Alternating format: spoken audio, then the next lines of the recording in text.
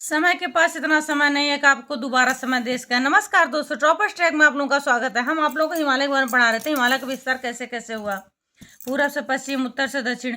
उसमें क्वेश्चन पूछता है नेपाल हिमालय के बीच में कौन सी नदियाँ आती हैं, असम हिमालय के बीच में कौन सी नदियाँ आती हैं। इसके पहले हम पंजाब हिमालय, कुमाऊं हिमालय पढ़ा चुके हैं। अब हम दूसरी वीडियो में लेकर आए नेपाल हिमालय और असम हिमालय, दोनों के बारे में पढ़ाएंगे। क्वेश्चन आते हैं, ऐसे ही क्वेश्चन आ जाते हैं। नेपाल हिमालय के बीच में कौन सी नदियाँ आती हैं, बस ऐसे क्वेश्चन आते हैं। अब टू द पॉइंट पे आइए। नेपाल हिमालय देख लीजिए। काली नदी, जिसे महाकाली भी कहते हैं, ध्यान रखिएगा, महाकाली इसी का नाम है, और तीस्ता नदी के बीच में पड़ता है। नेपाल हिमालय काली नदी और तीस्ता नदी के बीच में पड़ता है नेपाल हिमालय।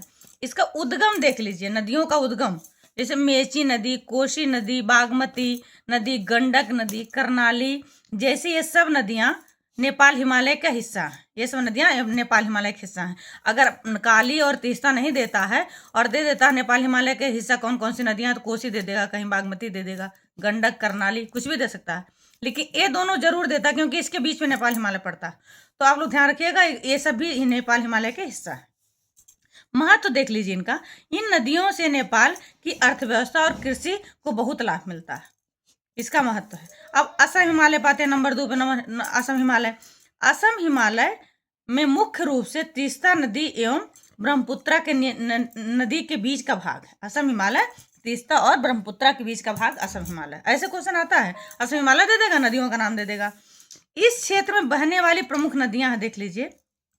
इनके अलावा नाम दे देगा आप लोगों को ब्रह्मपुत्रा, त्रिस्ता, लोहित, बराक, मानस, ये सब नदियां इसमें शामिल है, असम हिमालय के हिस्सा है सब।